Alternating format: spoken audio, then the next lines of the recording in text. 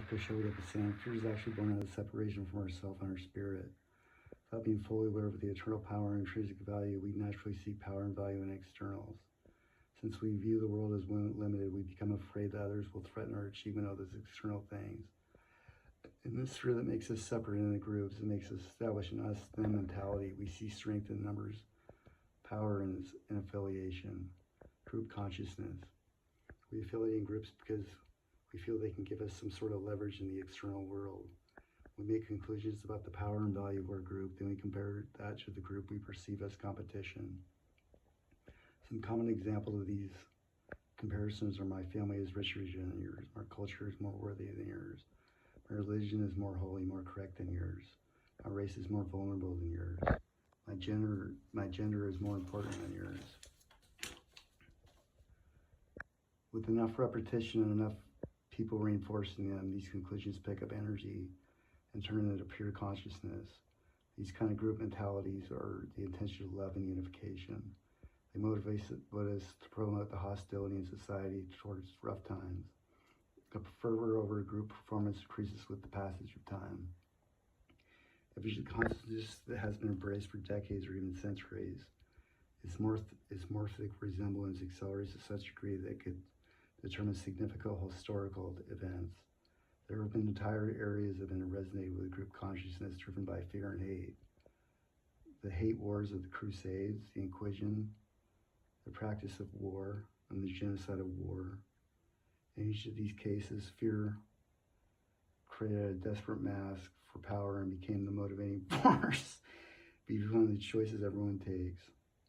Adversarial group imposed an restriction on superiority, and it was profoundly embraced. Gender resonance. One negative group consciousness that we can all help to change is the gender resonance to being female. All over the world, women have sophisticated and progressed. For thousands of years, both genders and all races have contributed to their consciousness that devalued women. And this consciousness continues to expand every time a woman is attacked, harassed, abused, or subjugated.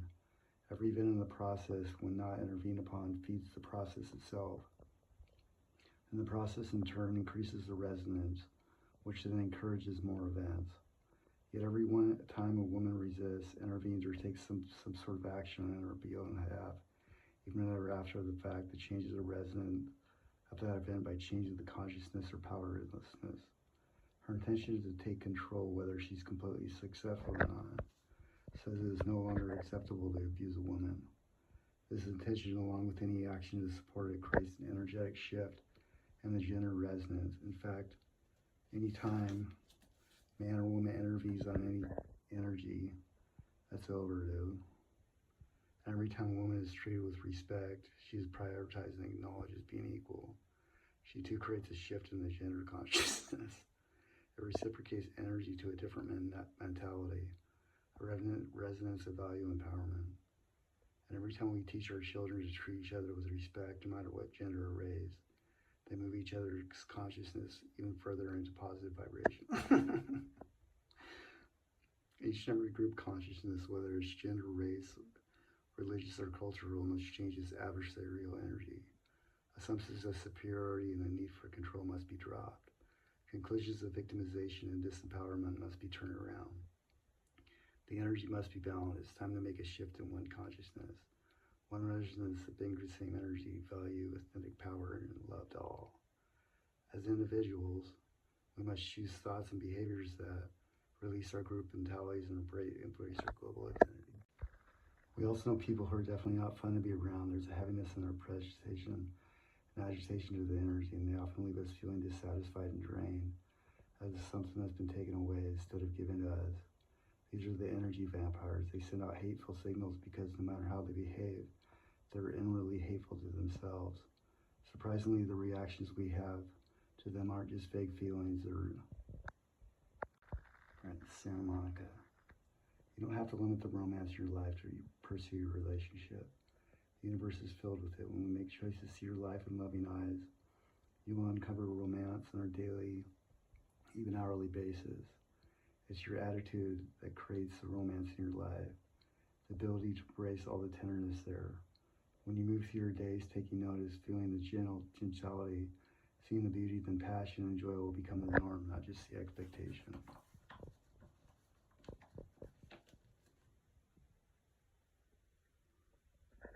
In his book, Quantum Reality, Nick Herbert tells a great story about Niels Bohr, a brilliant quantum physicist, which goes something like this. A visitor to Bohr's country home noticed a horseshoe over the door.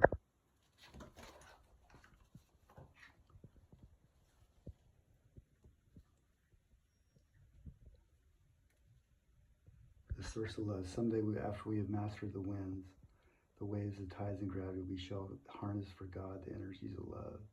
And for the second time in the history of the world, man will have discovered fire. Are you tired of repeating the same old relationship patterns over and over again? Does it seem no matter what you try to do to change things, the result is always the same? You're left with those familiar old feelings of loneliness, anger, hurt, or frustration. Or maybe you never seem to meet anyone at all, and if you do, it's pretty clear from the beginning that the affair isn't going to go anywhere. Either way, you're left feeling destined to live your life in relationship limbo, always waiting and wondering why. Well, don't give up hope. Your power to change your destiny is in your own energetic nature. No matter how long it's been since you had a healthy relationship, even if you never had one, the power, passion, and intimacy of real love are definitely available to you. In fact, whether you realize or not, there's a gold mine of love right in your own backyard. But in time to unearth its riches, you must first know exactly where love is, where it comes from, and how it works in the universe.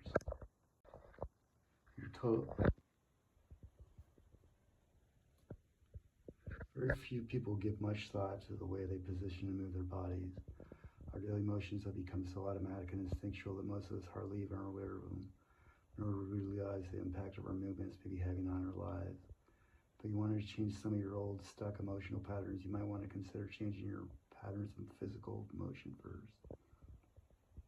The fact is, motion and emotion are significantly connected, and the first is extremely important, helping to clear out the second.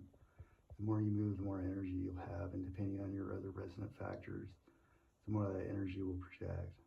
If you don't get enough movement, your beliefs and past experiences are more likely to stay stuck in your body and resonate in the energy field. If you want to attract someone who isn't equally as stuck, then getting some major muscle movement, exercise, deep breathing, and stretching on a regular basis will be a necessary start. The way you move also is an important factor in what you project. Do you walk with dignity or disinterest? Do you hold yourself with confidence or concern? Are your movements fluid and peaceful, or urgent or fragmented? If your movement is slow and dragging, you may find that things are often slow coming to you. If your movement is too rushed and agitated, you find yourself nervous and energy. Spend a few days investigating your physical activity. If you spend most of your time sitting, your vital energy starts to pull around you, becoming heavy and dense.